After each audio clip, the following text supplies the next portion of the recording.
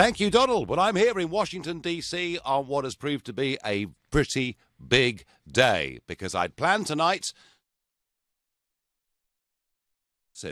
of the 200 days, whether Trump was succeeding or failing, but I think events have run beyond it. North Korea, as you all know, have increasingly been doing missile tests and making a series of threats. Indeed, yesterday they threatened to carry out a missile strike on the US Pacific territory of Guam, which is a base for the US's strategic bomber force. In response to all of this, the president said that he would unleash fire and fury like the world has never seen if North Korea continues with its nuclear threats. So we are in a very, very serious situation, and I was very lucky, very privileged earlier on today to be able to speak to President Trump's senior policy advisor and speechwriter, Stephen Miller. With threats to North Korea, countless sackings, resignations in the administration, public spats with the media, I asked Stephen, what's the atmosphere like in the West Wing? Well, you're well positioned, Nigel, with your own experience to understand how the media hysteria and the corporate commentary oftentimes bears little resemblance to the reality. You could say that there's a bit of an attempt to create an alternate version of reality by the media to distract from the truth about what we're doing. 2016 was a remarkable year, a revolutionary year for working people, for everyday, ordinary people all across this country and many other parts of the world. And for the last 200 days, we've been trying to, as the president said, drain the swamp. What have we done? For every one new regulation, 16 we've said goodbye.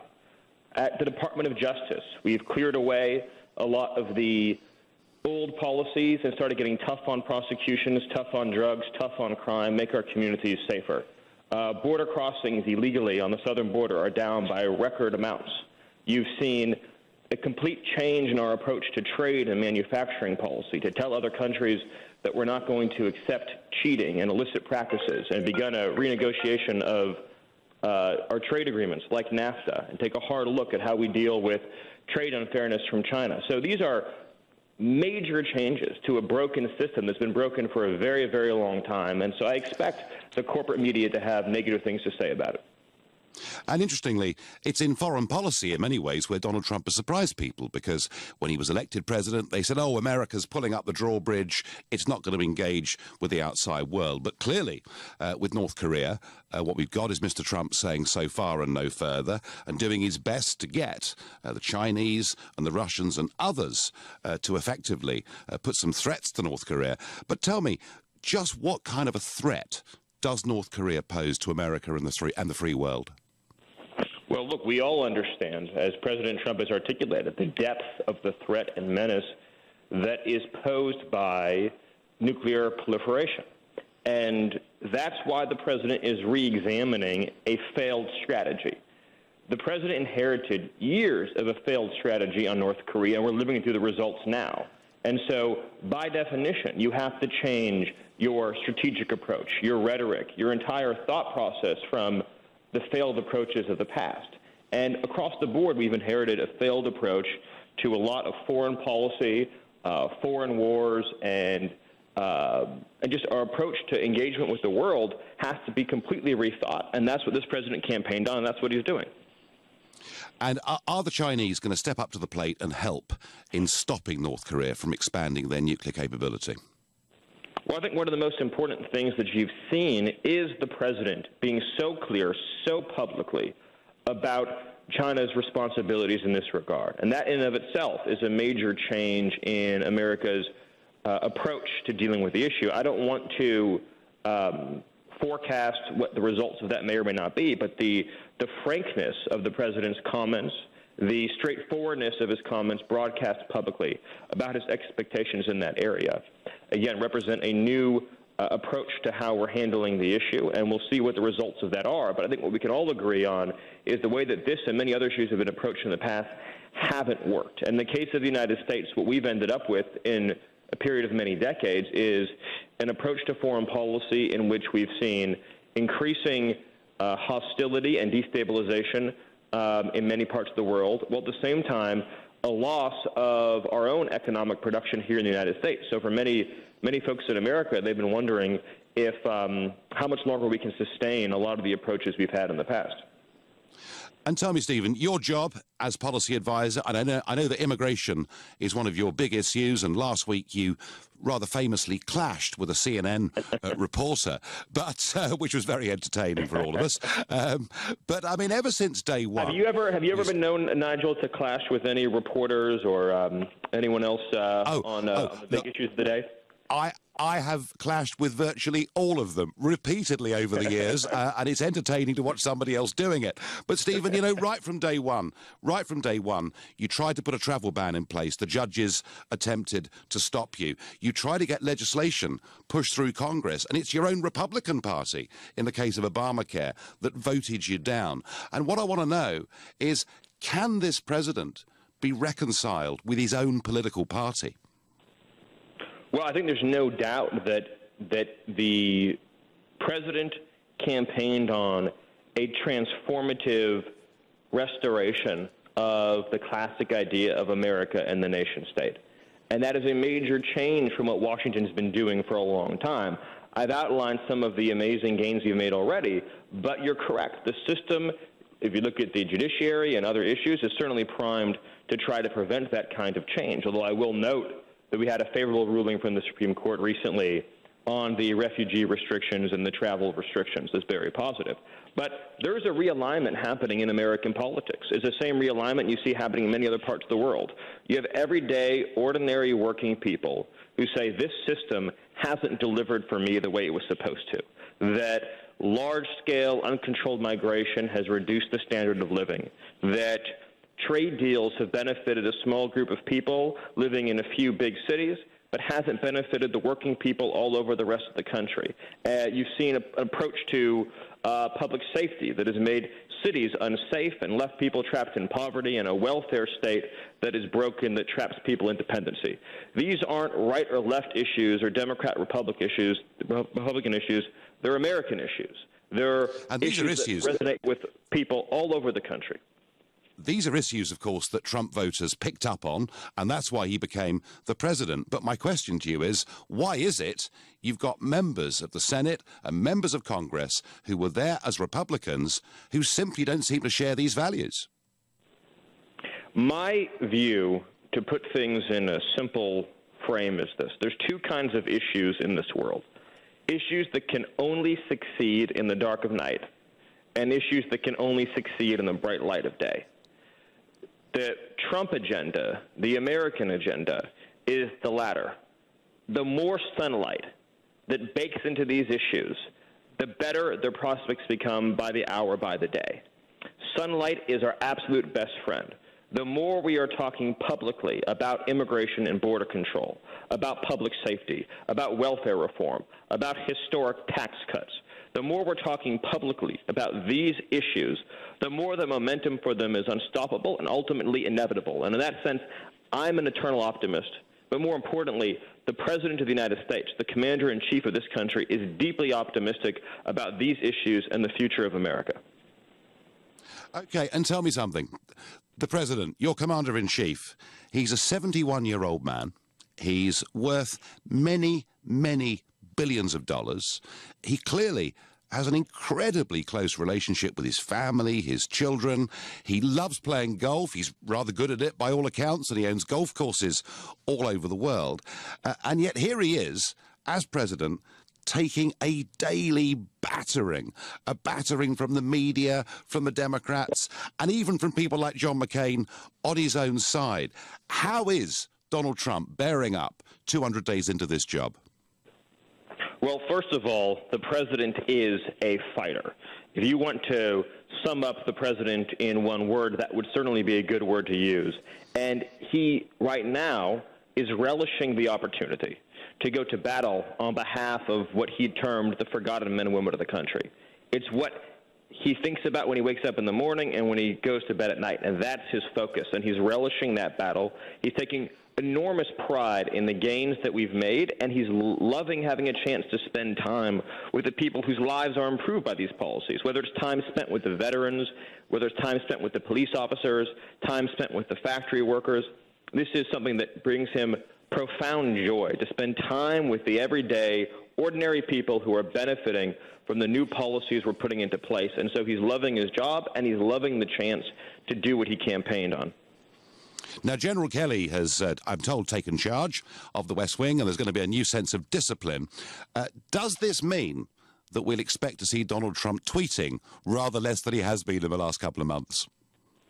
Well, I think it's important to understand that social media, sort of ties back to your first question, is a way to bypass the legacy media, the establishment media. You know, the media has historically been called here in America the mainstream media, but I've always felt that's the wrong term, because the media we're talking about is the extreme media, right? The media that supports open borders, the media that supports uncontrolled welfare, the media that supports policies that enable the distribution of drugs and the spread of crime, all of those sorts of things. So it's a way to bypass the extremist voices in the media and talk straight to the people. And I think that's a very powerful tool that we have. And oh, no, it is. It is. And he does it remarkably well. He does it remarkably well. Some would say it's not conventional. And lastly, you know, a lot of people seeing the rhetoric on North Korea, perhaps getting a little bit worried. Is President Trump going to make the world a safer place? Not only is he, but he already is. And if you look at what we've accomplished with our trip overseas, say to Saudi Arabia, and the call for cracking down on the financing of extremism and encouraging countries in the Middle East to take greater charge of their own affairs, and you see the engagement of the world community on North Korea, you see the passage of the UN Security Council resolution with the votes of China and Russia on North Korea, we are making the world a safer place. And I'll just note, look at the policies of the last 10, 20 years on foreign policy matters, and that's produced the situation we've inherited. We were voted to change course. That's what this president is doing. Well, that was President Trump's senior policy advisor and speechwriter, Stephen Miller, who I spoke to earlier on today. And if you're just joining us or you want to hear that again, you can always go to LBC's Facebook page or to the website lbc.co.uk. So Donald Trump has told North Korea it will be met with fire and fury if it escalates its nuclear threat any further. 200 days in, Trump says the secretive state will face a power like the world has never seen. I want to know from you, would you want Trump to attack North Korea? To get involved in this debate, call me on 0345 60 60 973. Text me on 84850.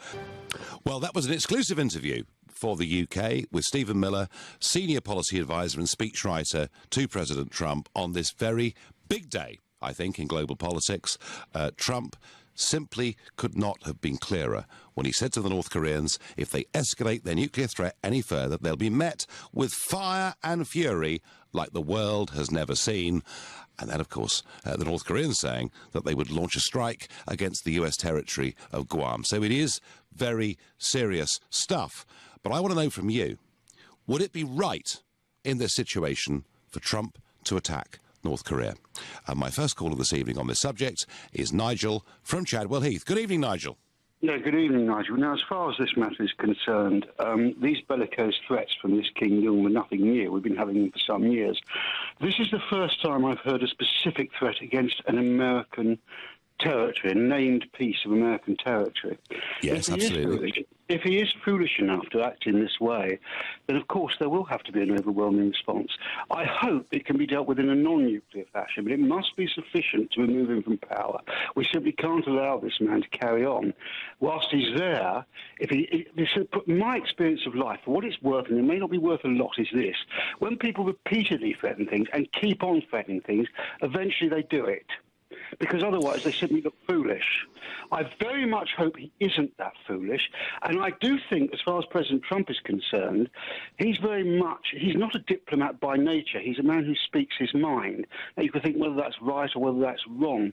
I wonder if perhaps a cooler tone might be more effective than threatening an overwhelming response. In other words, hang on, let me finish. In other words, the iron fist and the velvet glove, as opposed simply to the iron fist.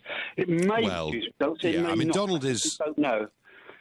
Donald is Donald, isn't he? And he does express things in his own way. I'll tell you what's interesting, Nigel, is that when he became president, and I was here in D.C. for the inauguration, and the global media said America has now withdrawn from the world. It's rather like the Brexit, sort of anti-Brexit argument. It's pulling up the drawbridge. It's withdrawing from international diplomacy.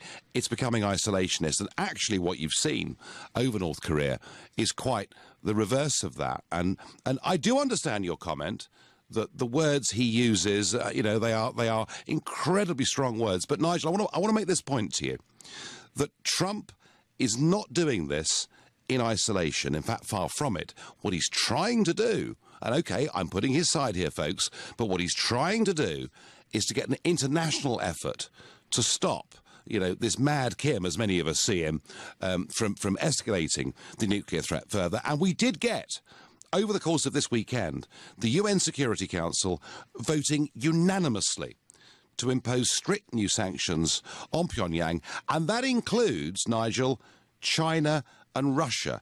So I don't think he's about to press any buttons soon. I'm delighted to hear it. I'm delighted to hear that they're going to impose sanctions. I very much doubt if that's going to have any term whatsoever for this man. When you're dealing with somebody like this, you can't reason or rationalise with them. They simply won't take any notice. What has to happen now has to be impressed upon him, not in terms of economic sanctions, but in terms of a direct military threat, that any action he may take will result in his own obliteration. As far as Trump and isolationism is concerned, I think that term was possibly used in relation to America's economic policy. We have yet to see whether that takes place or not. I'm not against Trump, incidentally. Far from it. No, OK. But I think at the moment, remember what Winston said, jaw is better than war. Every effort must be made. We must not walk blindly into possible nuclear war. Well, we haven't reached that stage yet, Nigel, but, you're right to be concerned, and many, many people are. My next caller is Robert in Dulwich. Robert, good evening. Hi, Nigel. Look, I thought maybe quickly explain or help with the listeners to understand that the problem strategically with going into Korea is that the North Koreans can easily kill a lot of civilian casualties, make a lot of civilian casualties in South Korea, because Seoul... Yes. And people got to understand, this isn't just like going into Iraq and all the rest of it.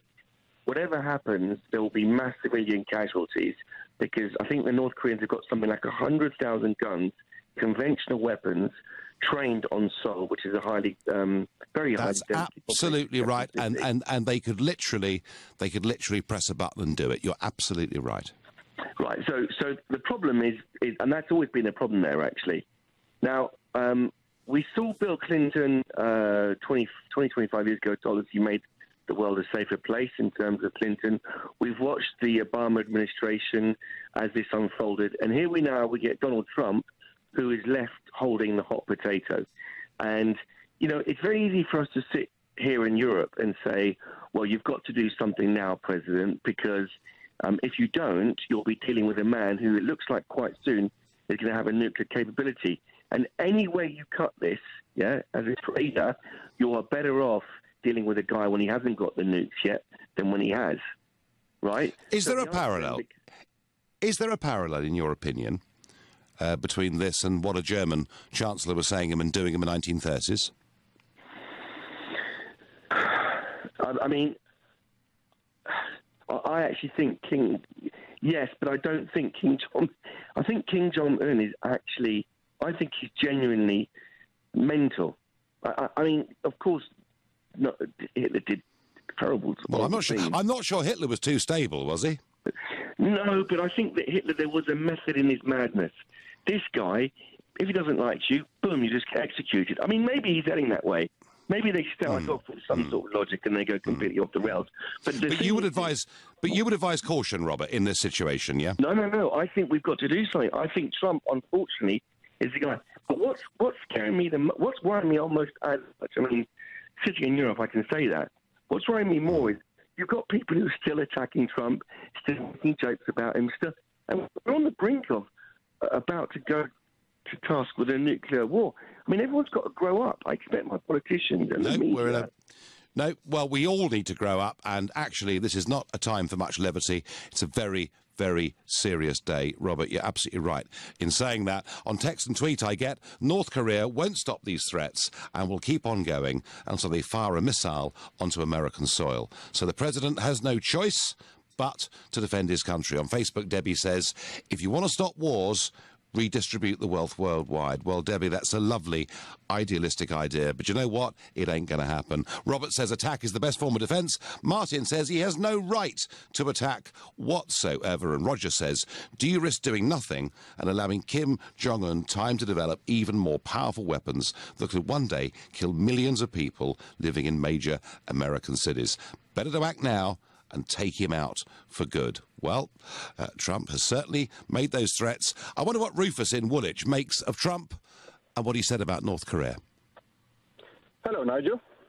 Good evening. Hello, good evening, Nigel.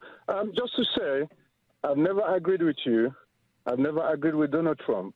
But there are two key issues in which we must come to agreement. Number one is global warming. And number two is the issue of North Korea. If Donald Trump wants to make himself proud and indeed makes the Americans proud and the rest of the world, he should look after that fat boy called Kim Jong-un in North Korea. If that guy attacks anywhere, or threatens the American peace or the world peace, he should be looked after. So, Rufus, you think Trump is right to make these threats, yeah? It is 100% right.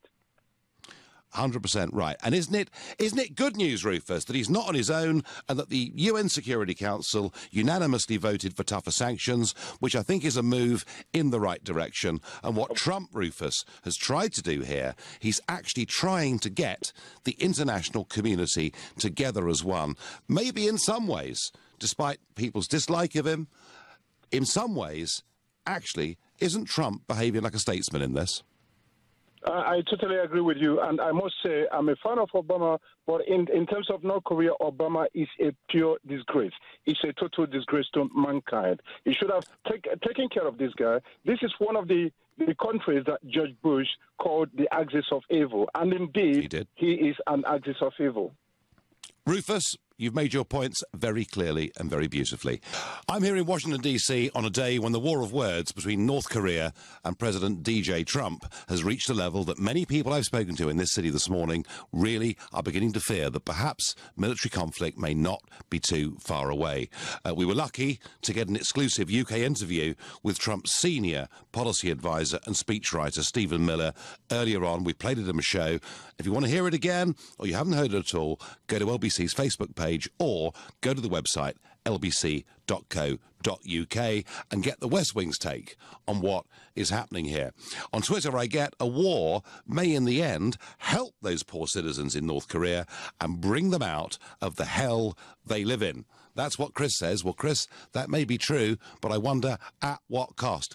I'm asking you folks, would it be right, given this situation, and if Mad Kim, as many of us think of him, continues to escalate the nuclear threat, would it be right in this situation for Trump to attack North Korea? I'm going to ask Oliver in Ware, Hertfordshire, that very question. Hello, Nigel. Good evening.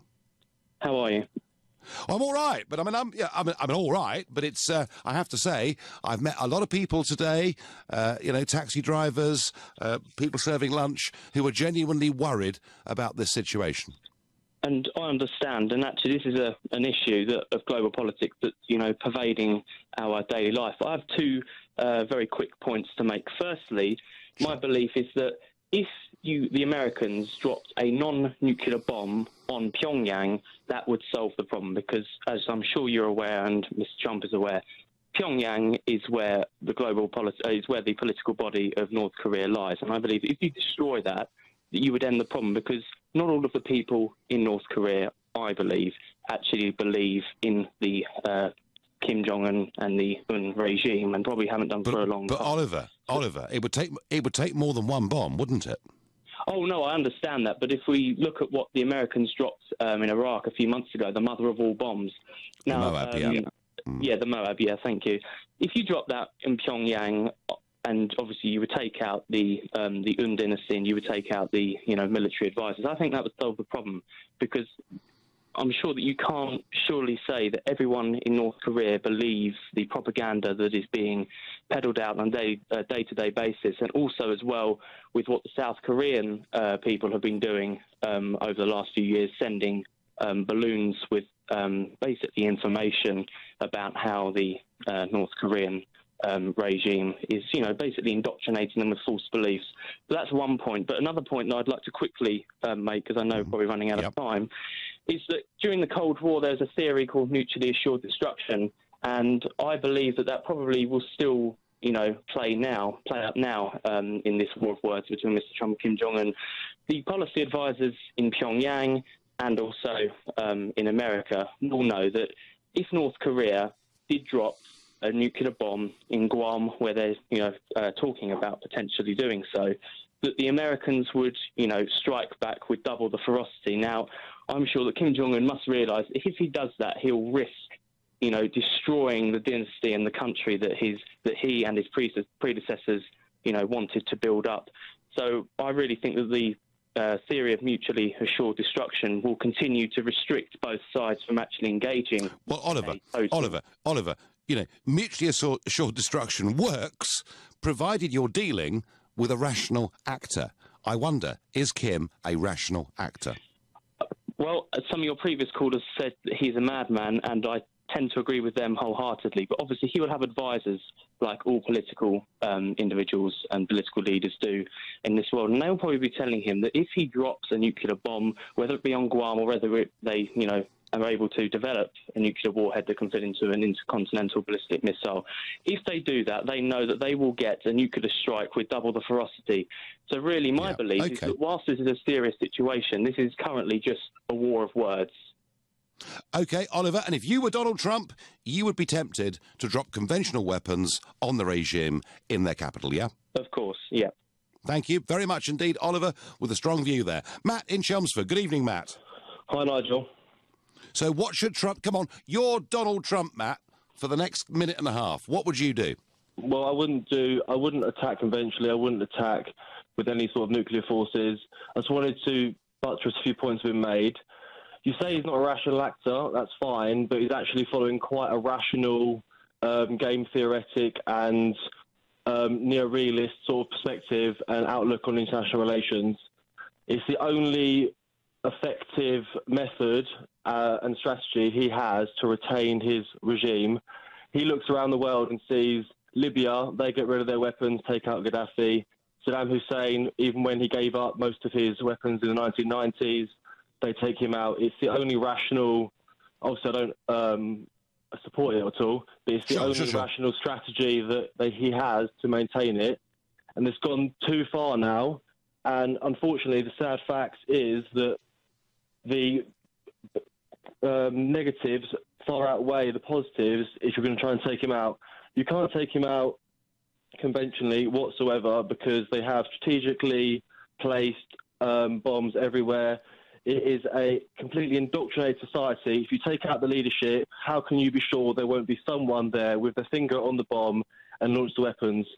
You don't know what the structure is of the leadership, and I just think it's a ridiculous way to go about. Unfortunately, I think you have to live with the fact that it's occurred, and it's a failure of policy over decades, and there's nothing you can really do about it, materially do about it, I don't think. Well, Matt, Japan, Hirohito, in 1945, had a deified status, didn't he? And we believe the entire Japanese nation was totally indoctrinated into believing that he was God. Now, they were two horrendous nuclear bombs, but that mindset pretty quickly changed in Japan, didn't it? Well, there's a dispute over whether it was the bombs that changed their mind or was it the fact that the Soviets were going to go and invade and that when the Soviets said they were going to actually invade Japan, they realised they didn't have a party to parlay with the US. So that, obviously that's disputed over whether the bomb actually was the final blow, because they were quite willing to take the firebombing and all that sort of stuff. But I get your point about, if you take... I don't believe... People below... Go on. I don't believe, Matt. I do not believe that you can indoctrinate a people so totally that they will, until the end of their dying days, believe that this man is the great, divine, dear leader, whatever they now call him. And I think there are ways that public opinion can change. But, Matt, I understand your caution. Debbie says to me on Facebook, no, don't attack North Korea. Remove the one single nutter doing this. We know drones work, don't we? Well, maybe we do, Debbie. I don't know. Brian says, what about all the civilians? They suffer as usual. Preemptive strikes, are they morally right? Look what's happened in the Middle East in recent years following these military strikes. Well, Brian, I do understand what you're saying, because what we did in Iraq and what we did in Libya was to go deliberately and willfully for regime change, and I think, unarguably, in the case of Libya, to make things far worse than they'd been before. The difference is that in the case of Iraq and the dodgy dossier, and I hope you're listening, Alistair Campbell, I really do, it was cooked up, wasn't it? We were told within 45 minutes they could obliterate us. Actually, that wasn't true. What you have got with this guy in North Korea, what you've got with Kim, is him launching missile after missile, and now, just today, directly threatening a strike on US territory. So this situation is far more serious than anything we were confronted by Iraq or by Libya. We're not quite at the level of the Cuban Missile Crisis, but hey, I think it's serious. Jacob in Brighton, what's your view? Hello, Nigel. Good to speak to you. Good evening. I believe that North Korea... this is what the former Australian ambassador to South Korea said, and I agree with him very much, that he said that North Korea is like a porcupine, and the more that you prod them and provoke them, saying fire and brimstone is going to rain down on Pyongyang, the more they're going to stick up their quills. And that's what we're seeing recently with these Trump quotes. Well, Trump does express things in his own way, Jacob, and we've seen that through all 200 days of his presidency. But he's not without international support here, is he? Well, no, but I don't believe that you can do anything militarily to take out the Kims. You will never see, what you saw in Iraq, you'll never see the people tearing down statues of the dear leaders like you saw with Saddam Hussein, because 70 years... So what if, Jacob, what if you and I watch this over the course of the next 2-3 years, and we see him develop bigger and better and longer-range missiles with nuclear capability? Do we just stand back and allow a guy that could kill millions of people just to get on with it? Or does there come a moment at which it's right to intervene? Well, I don't think you can intervene with a state that has nuclear weapons.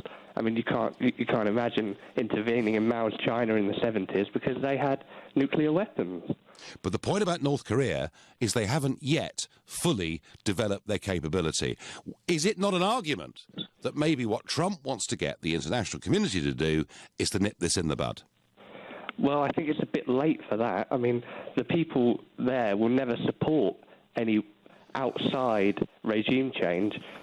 70 years of indoctrination and fear of the secret police. I don't know. They'll never support it, I don't think. The wall came down and didn't take many months for the East Germans all to want to start making money and buy chewing gum and all the rest of it. Jacob, you have taken the most negative view we've heard so far. Jacob thinking it's all too late. I'm in Washington, D.C. on the day that tensions between Trump and North Korea escalated to a truly extraordinary level. And to remind you, the president said that if Kim Jong-un continued with his nuclear escalation, he would unleash upon him fire and fury like the world has never seen. And they, in response, said that they would launch an attack on the US territory of Guam. So it is serious. And I'm asking you, would it be right in these circumstances for Trump to launch an attack on North Korea? Now, there are an awful lot of different views and strong views on this. Who are we dealing with here in terms of this leader? Well, some reports say he's 35, some say he's 34, others say perhaps he's as young as 33. And I have to say that Mobeen tweets in and says, if I were the US president, I would shut my mouth. Mad Kim isn't going to be around forever. We don't need another war to end this. Well, Mobeen, if he's only 34 or 35, he could be around for one hell of a long time. And he is developing capability all the while. Evening, Nigel. If I were Trump, I would launch a covert mission using special forces to take out Mad Kim, just like America did with bin Laden. That's what Dell thinks ought to be done. I don't know. What do you think should be done? What does Jamie in Newcastle think should be done? Good evening. Hello, Nigel. How are you doing? Hi. I'm all right. But I am worried. I am worried. I mean, it is, as I say, it's not as serious as the Cuban Missile Crisis, but it is serious, Jamie, isn't it? No, it is, and I think the thing we really have to be asking ourselves is, why is Trump the only leader that we've heard something from at the minute? Is it just because he's this nutter, as everybody likes to make out? I'm young and I'm a Tory, but I can't help but be somewhat annoyed that we haven't heard much from our own government on Miss May yet. I am very pleased you've raised that point. She's on holiday. So presumably that matters more than the North Korean crisis. No, we've heard very little out of the British government, and indeed the governments across Europe have basically said nothing about this whatsoever. Many of them, of course, these days not taking defence desperately seriously. But Jamie, the point that I've been trying to make is that Trump is calling on the Russians and the Chinese and others to join him in this international crusade against nuclear escalation. Isn't he right at least to be doing that? He's definitely right to at least raise the point that something needs to be done about it. But there's two things that I know for some certainty. Korea is a hornet's nest. It's unapologetically paranoid, and we don't want to shake up that hornet's nest too much because we don't want the entirety of the West being destroyed by this madman that we know virtually nothing about. But also, that part of the world only really responds to violence. So we're kind of in where we have a scenario where we're backed up against a wall somewhat. Something needs to be done, but all we can do is going to make things worse in one way or the other. Well, Jamie, you describe it as a hornet's nest that we don't want to stir up. But equally, what we don't want to allow is for his hornets to be able to reach us. At the moment, they can't reach us. They certainly can reach South Korea and some neighbouring countries. But the point is to make sure those hornets can't go any further. Isn't that what this is really all about? Yes, but we should maybe also be starting, and maybe it's me being a bit youthful and exuberant, but maybe we need to bring some sort of civil defence program like we had back in the 80s when we're knowing that nations like North Korea are beginning to be a bit more saber rattling, shall we say? Well, Jamie, we can do whatever you want on civil defence and contingencies for disaster. I think Trump's argument is we actually need to act at some point to stop us ever needing to do that. Jamie, I thank you very much for your call and your point of view, and indeed your honest, frank nervousness. You're not alone. A lot of people out there are feeling like this. On text I get, we tried it Clinton's way and Obama's way. Right now, North Korea needs containing, and fluffy language won't do it. I back Trump's firm stance, says Michael. Well, one thing you could never say about Trump's language is that it was fluffy. It certainly isn't, is it, Sarah, in Milton Keynes? Good evening. Hi, and how's DC? I love that place. I've been there. It's very nice. Yeah, I like DC, and I have to tell you that normally in August, being built on a swamp as it is, it's muggy and it's horrible. Today is a beautiful day in DC, but Sarah, people here are talking about North Korea a lot more, I sense, than people back at home are talking about North Korea. And, you know, there is a genuine desire, particularly after all the years of Afghanistan, Iraq, etc. There is, a genuine desire not to get wrapped up in another war. But, Sarah, a lot of people feeling that unless we act, unless we do something, that maybe there are parallels with the rise of Mr. Hitler in the 1930s, who perhaps we should have stopped earlier. I don't think he should do anything at the moment. I like Trump. I'm disappointed he's not using his business networking sense that he would. And I believe his advisors have probably, because he is obviously new to this, isn't he? And I think he's probably listened to his advisors. Far too strong a language for me. And what do they say about keeping your friends close and your enemies closer? I'm surprised he hasn't offered. I mean, what's worse, deploying all sorts of military or just asking the guy over for a state visit? I mean, what could be possibly worse? I mean, he's only going to say no. Has anybody ever tried that? I mean, has he ever left the country, that guy? All right. So what you're saying is that often you can catch more flies with sugar than you can with vinegar, and that what Trump should do is to invite the North Korean leader on a state visit to Washington, yeah? Well, it can't. It's a lot better than global nuclear war. No, look, I tell you what, Sarah, it's actually a very, very good and very interesting suggestion. I'll make sure that message gets through to the White House, I promise you. Thank you very much indeed. And my last caller of the evening is Santi, who's calling in from Stratford-upon-Avon. Good evening. Good evening, Nigel. Good talking to you. Before I say what I'm going to say, let me say I am a Trump supporter, and I have very rarely disagreed. I agree with most of the things he's done. Now, on this one, I think what is needed is not a good statesman. It needs a great statesmanship. I really think, Kim, whatever people say, he's not a madman. He's actually, he's got an amazing influence in his country. He's not mad, but he's dangerous. What we need to do is really make him feel respected. And I think the best way to do that is to talk to the guy. And the people of Korea, I'm sure the people of North Korea do not want a war. They're probably suffering with a lot of poverty, economic problems. What they want is to have some pride. So let's sit down, talk to him, invite him, or do whatever, like the lady said earlier, and give him some pride and eat some humble pie as well. America does not have to act great. What has happened so far acting that way? All we've got is more and more disasters.